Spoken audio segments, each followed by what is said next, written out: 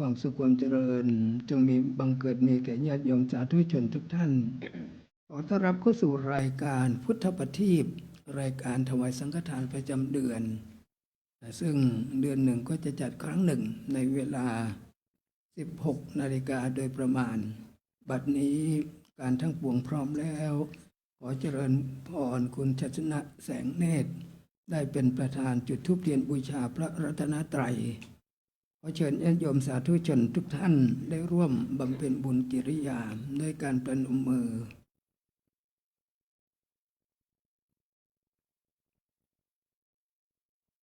บุญส่งทำให้เราสูงบุญปรุงทำให้เราสวยบุญทำให้เรารวยบุญช่วยทำให้เรารอดบุญจึงเป็นที่พึ่งอันประเสริฐบุญก็คือการชำระกิเลสเมื่อชำระกิเลสก็เกิดความสะอาดสว่างความสงบก็เกิดขึ้นเมื่อความสว่างด้วยปัญญาก็จะทำให้เรานำพาชีวิตให้พบกับความเป็นสิริมงคลดังนั้นการทำบุญเราต้องบำเพ็ญเป็นประจำเพื่อที่จะชำระกิเลสก็เพราะว่ากิเลสเป็นเครื่องเศร้าหมองทำให้เรานั้นได้รับความทุกข์ความเดือดร้อน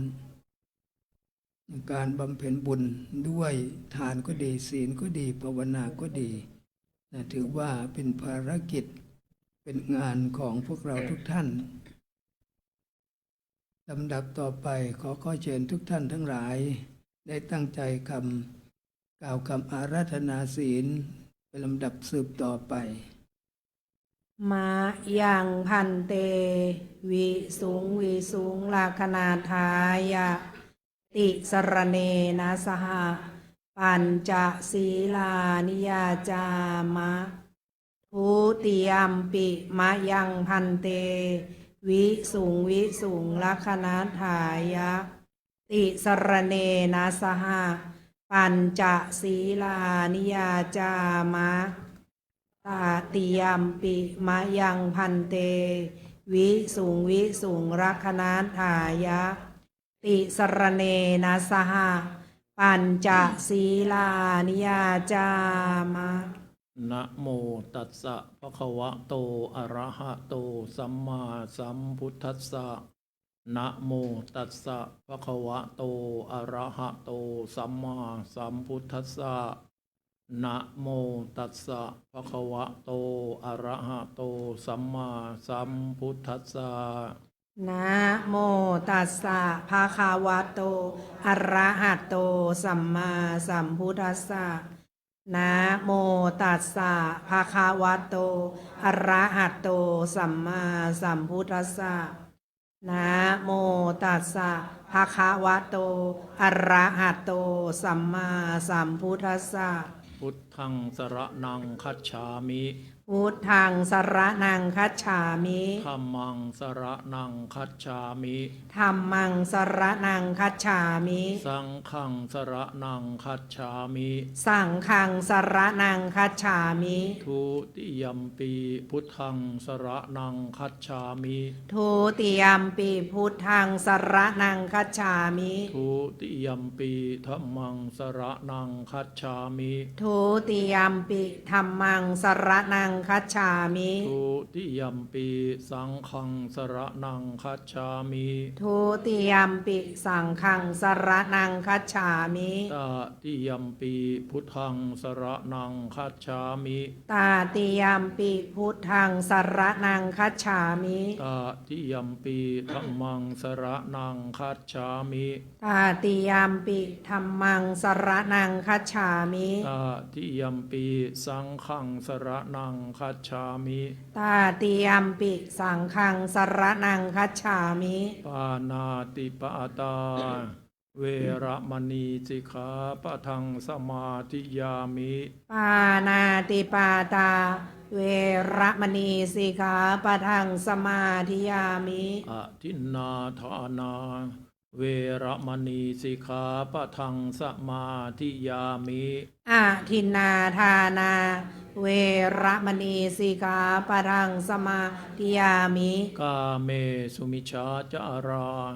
เ เวระมณีสิกขาปะทังสมาธิยามิ กาเมสุมิชาจารา เวระมณีสิกขาปะทังสมาธิยามิ มุสาวาทาเวระมณีสิกขาปะทังสมาธิยามิ มุสาวาทา เวระมณีสิกขาปะทังสมาธิยามิ สุราเมรยะมัชฌะปมาทัฏฐานาเวระมณีสิกขาปะทังสมาธิยามิ สุราเมระยะมัชฌะปมาทตานา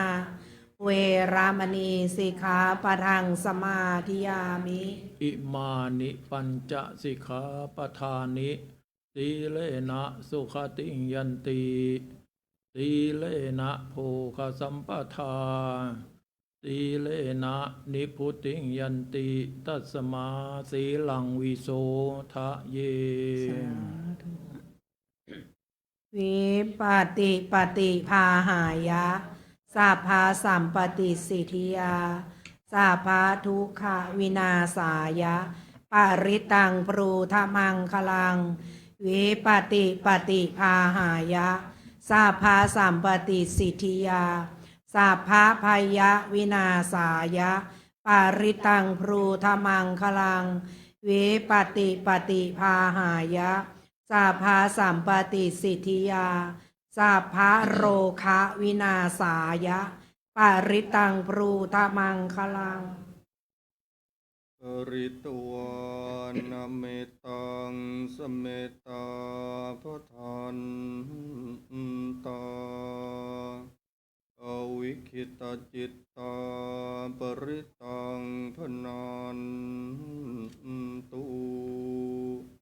สักเคกาเมจรูเปคิริสิขรตเตยันตลิเควิมานเนทีเประเทจะคาเมตรุวนาคาเนเกวัตุมิเคตเตภุมมาจยันตุเทวาชราธรวิสเมยักขคันธพนา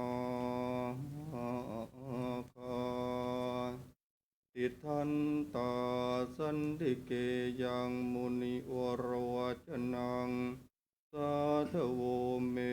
สุนันตุธรรมัสสวนกาโลอยัมพทานตาธรรมัสสวนกาโลอยัมพทานตาธรรมัสสวนกาโลอยัมพทานตา นะโมตัสสะภะคะวะโตอะระหะโตสัมมาสัมพุทธัสสะนะโมตัสสะภะคะวะโตอะระหะโตสัมมาสัมพุทธัสสะนะโมตัสสะภะคะวะโตอะระหะโตสัมมาสัมพุทธัสสะพุทธังสรณังคัจฉามิธัมมังสรณังคัจฉามิสังฆังสรณังคัจฉามิดุติยามปิพุทธังสรณังคัจฉามิดุติยามปิธัมมังสรณังคัจฉามิดุติ ยมปิสังฆังสรณังคาฉามิตติยมปิพุทธังสรณังคาฉามิตติยมปิธัมมังสรณังคาฉามิตติยมปิสังฆังสรณังคาฉามิสัมพุทเทอัตถเวสัญจะทวาทสัญจะสหัสเกปัญจะสัตตสหัสสานินามามิสิรสาอหังเตสังธรรมันจะสังขันจะอาทะเรนะนามามิหังนามาการานุภาเวนะหันตวาสะเพอุปัฏฐเวอเนกาอันตรายาปิวินาสันตุเสสะโตสัมพุทเทปัญจปัญญาสัญจะจตุวิสติสหัสเกทัสสะทัสสะสานินามามิสิรสาอหังเตสังธรรมันจะสังขันจะอาทะเรนะนามามิหังนามาการานุภาเวนะหันตวาสะเพอุปัฏฐเวอเน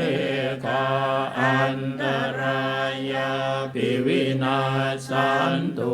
เสสะโตสัมพุทเทนะวุตรสเตอาชะจัตตาริสัสหัสสเกวิสติสัตตสหัสสานินามามิสิรสาอหังเตสังธรรมันจะสังขันจะอาทะเรนะนามามิหังนามาการานุภาเวนะหันตวาสะเพอุปัฏฐเวอเนกาอันตรายาปิวินาสันตุเส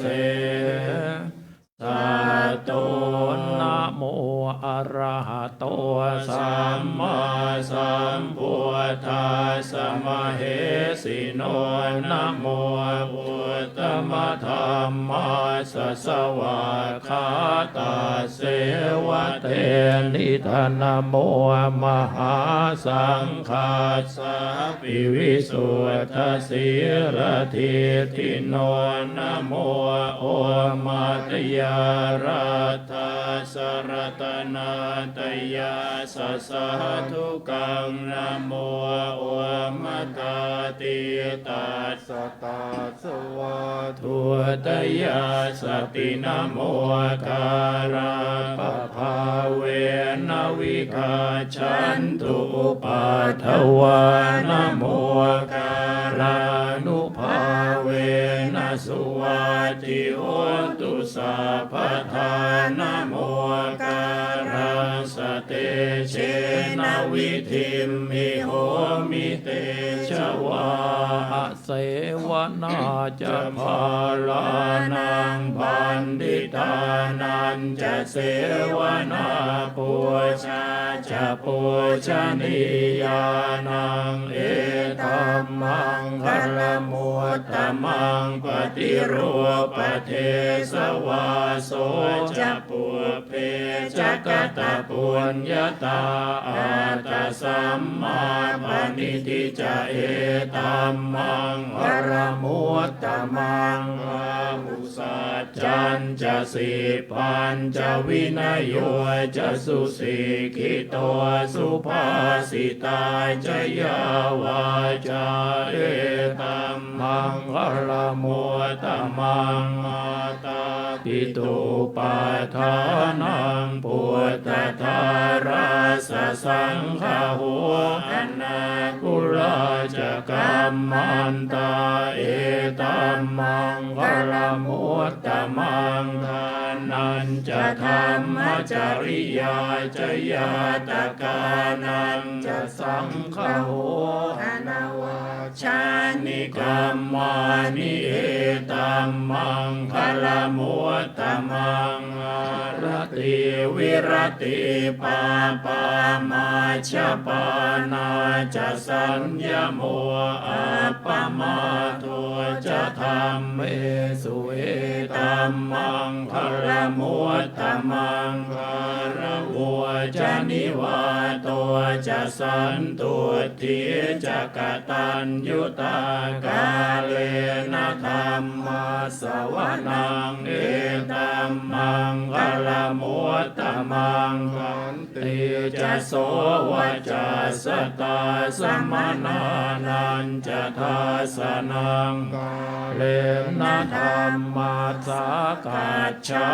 เอตัมมังคลมุตตมังตะโปรจะพรหมจริยันจาริยสัจจานัทาสนังทานาสัจฉิกิริยาจะเอตัมมังคลมุตตมังสโลกธรรมเม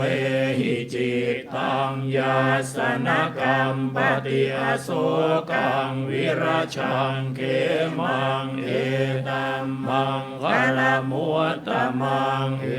ตาทิสานิกตวานัสสะภาธรรมปราชิตาสัพพะทัสสวทิงขาชันติตันเตสังมังคลมุตตมันติยังกินจิวิตตังอิทวาหุรังวาสักเกสุวายังรัตนังปณิตังนะโนสมังอาติกถาคเตนะอิธัมปิพุนเตรัตนังปณิตังเอเตนะสัจเจนะสุวัติโหนตุขยังวิราคังอมตังปณิตังยะถาชะคาสากยมุนีสมาหิโตนะเตนะธรรมเมนะสมาธิกินจิธัมปิธัมเมรัตนังปณิตังเอเตนะสัจเจนะสุวัติโหนตุยัมพุทธเศธโธปริวันนะเย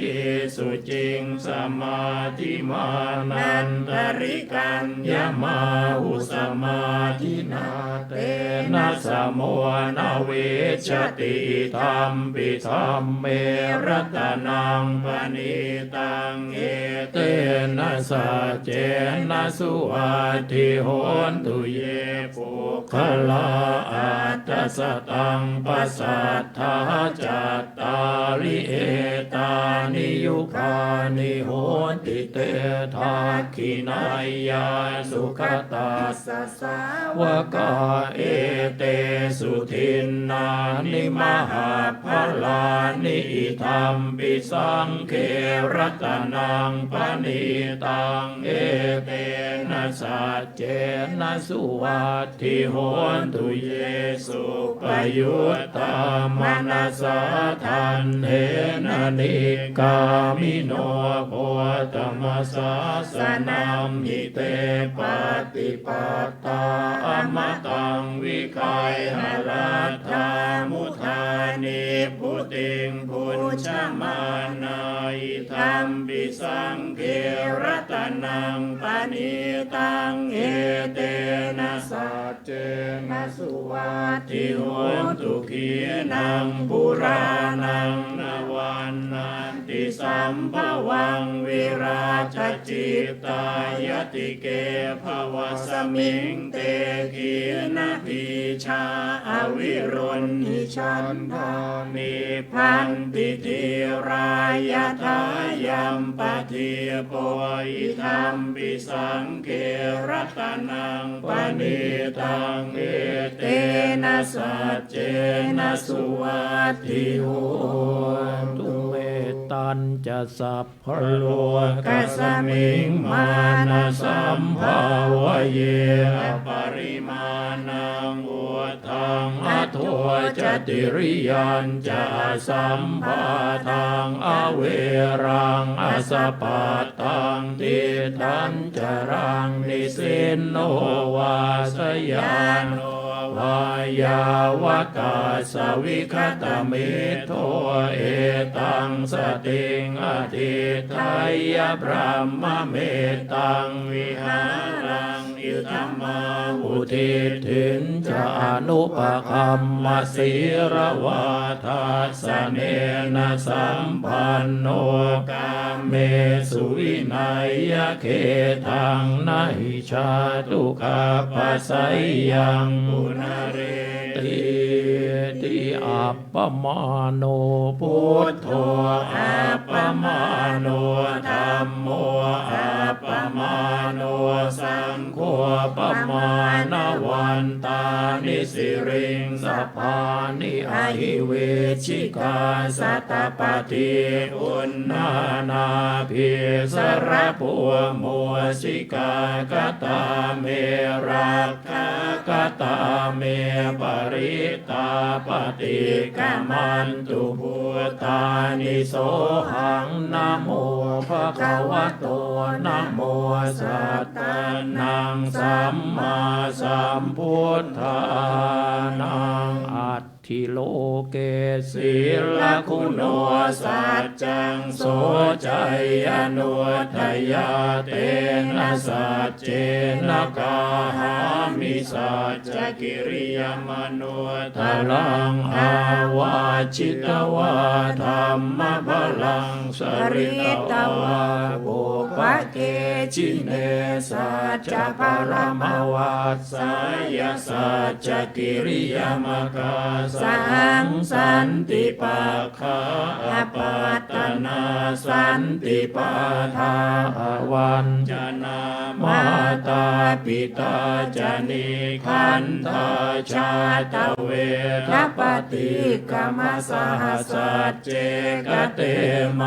หังมหาปัจฉริโตสิกขิวาเชสิโสรสกริสานิอุทธกังปัตตวายทาสิกขิสัจเจนะเมสโมนาติเอสาเมสัจจปารมีติติปิโสภะคะวาอะระหังสัมมาสัมพุทโธวิชชาจรณะสัมปันโนสุขโตโลกวิทูอนุตตโรปุริสธรรมสารทิสัทธาเทวมนุสสานังพุทโธภะคะวาติสวากขาโตภะคะวะตาธัมโมสันทิฏฐิโกอากาลิโกเอหิปัสสิโกโอปัญญิโกปัจจตังเวทิตาโพ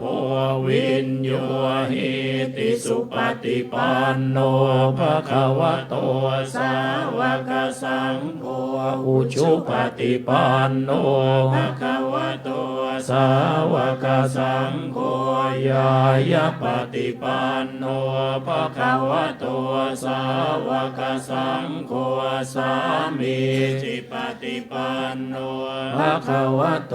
สาวกสังโฆยะติทังจัตตาริปุริสยุคานิอัตถปุริสปุคลาเอสะภะคะวะโตสาวกสังโฆอาหุนายโยปาหุนายโย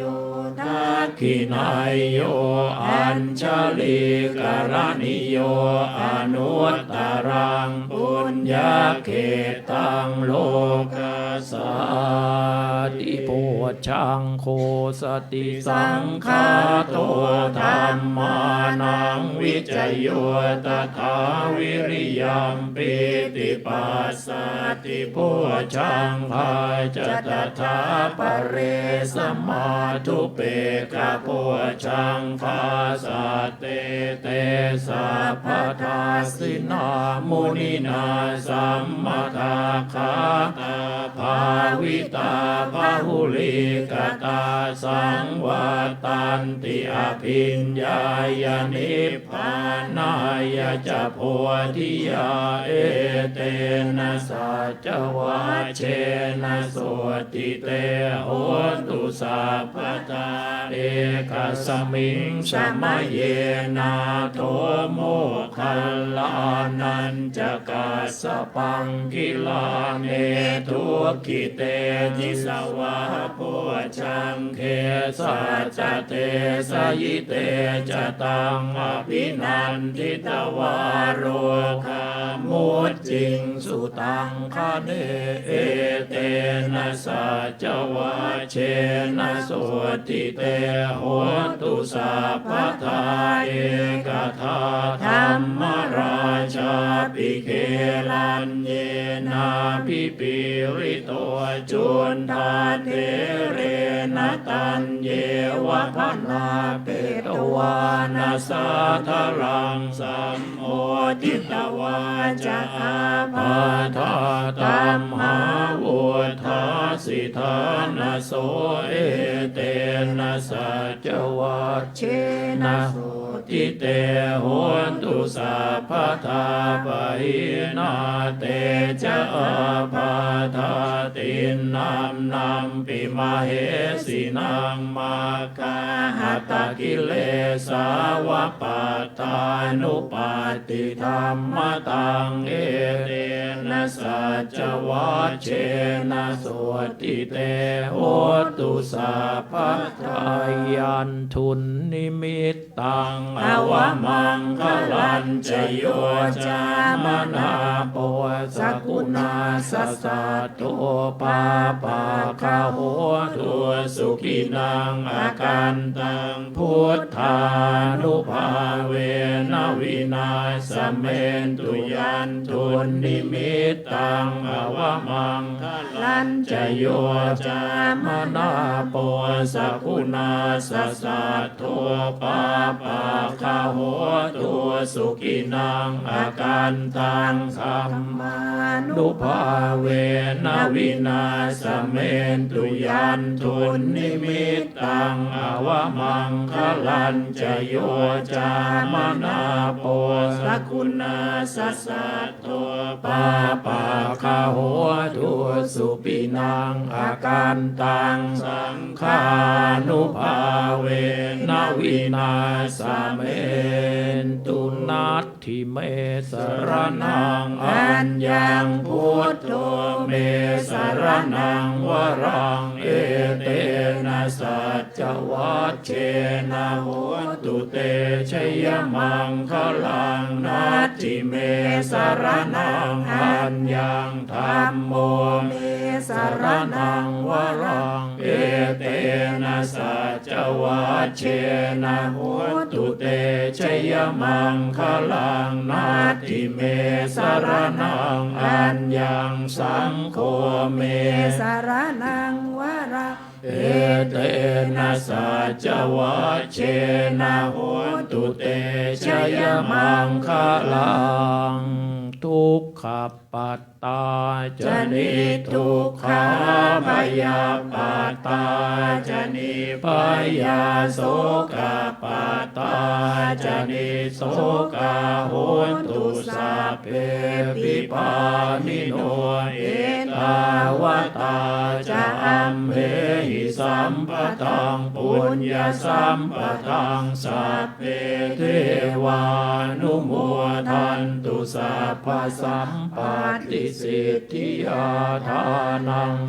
ทันตุสัทธา ทายสีรังราคันตุสัพพทาภาวนาปิรตาโหนตุขัจฉันตุเทวตาคตาสัพเพพุทธาภลังปัตตาปัจเจกานันจะยังอรังอรหันตานันจะเตเชนะรักขังพันธามิสัพพะโสมหาการุณิโกนาโถหิตายาสัพพปานินางปุเรตวาปารมีสัพพะปัตโตสัมโพธิมุตตมังเอเตนะสัจวัชเชนะโหตุเตชยมังคลังชยันโตโพธิยามูเลสักยานังนันทิวัฒโนเอวังตาวังวิชโยโหหิชยาสุชยมังคะเลอปราชิตปัลลังเกสีเสปัทวิปุคะเลอภิเสเกสัพพพุทธานังอาคาปัตโตปโมทัตติสุนาคาตังสุมังคลังสุปาปาตังสุโหติตังสุขโนสุโมโหโตจะสุเย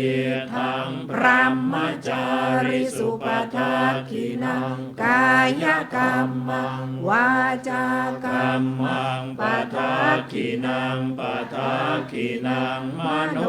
กรรมังปณิติเตปทาคินาปทาคินานิกตวานลพันตเทปทาคิเนภวตุสัพพมังพลังราคันตุสัพพเทวตาสัพพพุทธานุภาเวนัสธาโสทิภวันตุเตภวตุสัพพมังคลังราคันตุสัพพเทวตาสัพพธรรมานุภาเว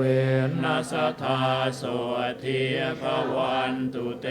ภวตุสัพพมังคลังราคันตุสัพพเทวตาสัพพสังฆานุอาเวนัสธา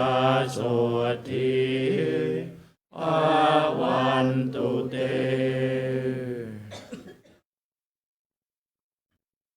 บัดนี้การเจริญพุทธมนต์ในพิธีถวายสังฆทานประจำเดือนก็จบเป็นที่เรียบร้อย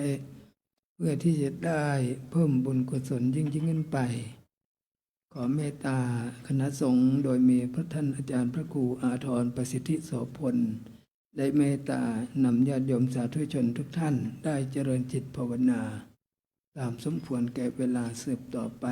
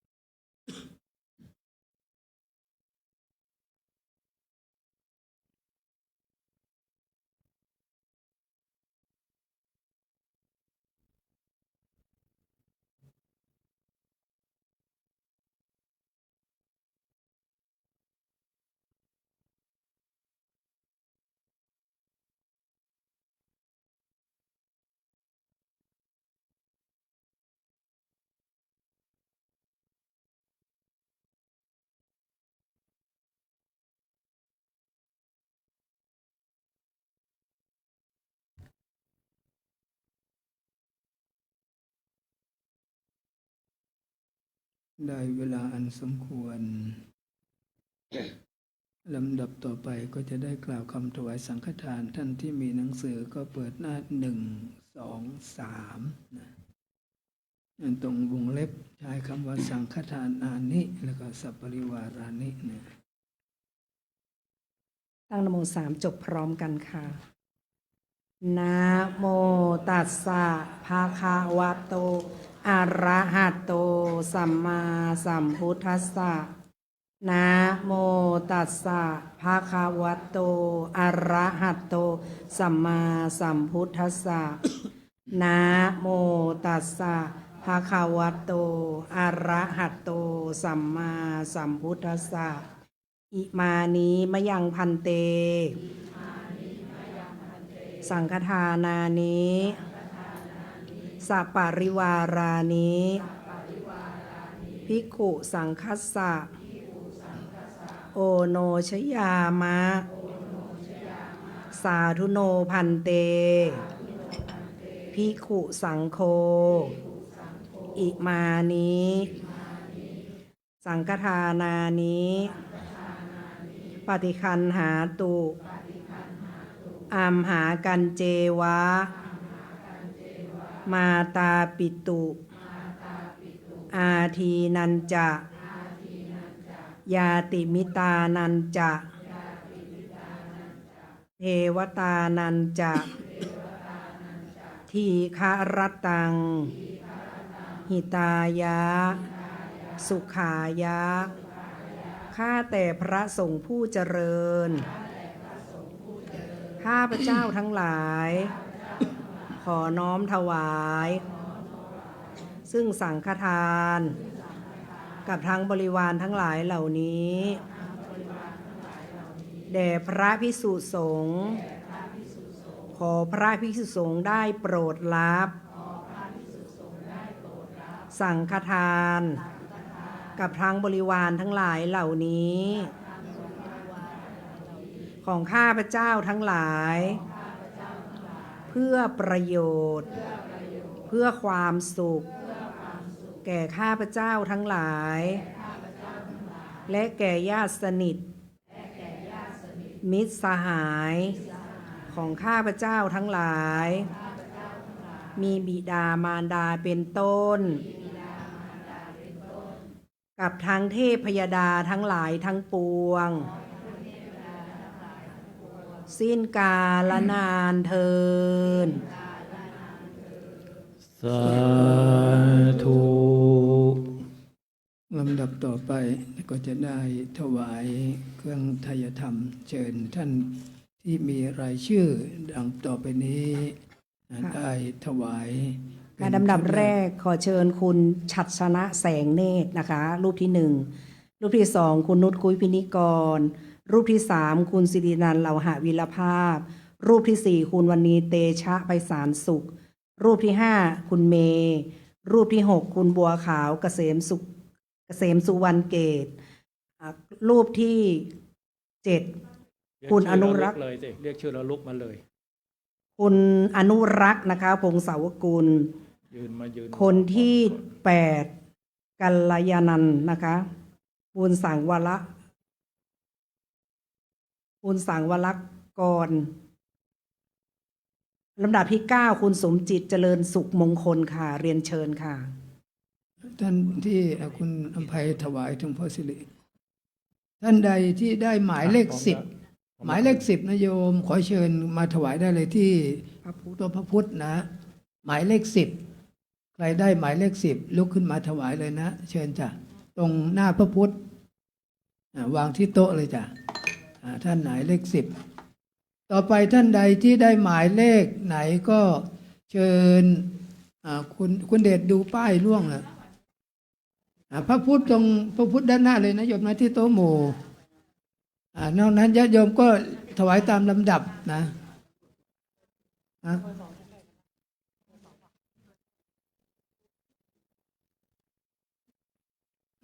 ลุกเลยนะโยมนะถวายตามหมายเลขนะพระคุณเจ้าหมายเลขไหน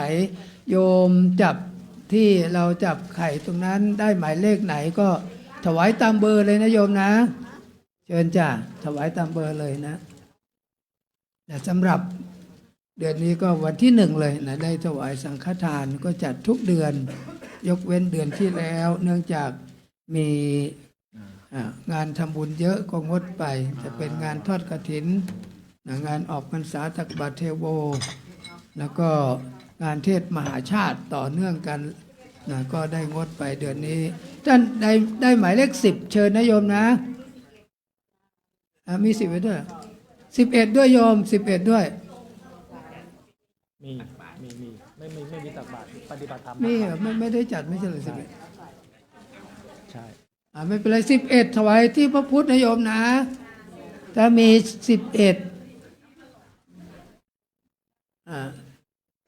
หรือท่านใดที่มา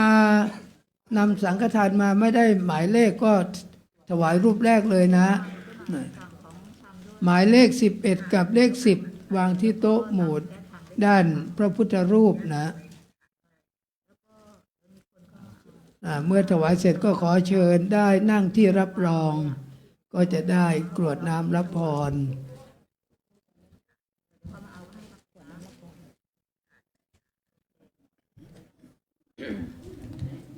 ลำดับต่อไปก็ขอเชิญญาติโยมสาธุชนนั้นได้ตั้งใจที่จะได้กรวดน้ำรับพรอธิษฐานถวายเป็นพระราชกุศลแด่พระพันปีด้วยตั้งพัดนะ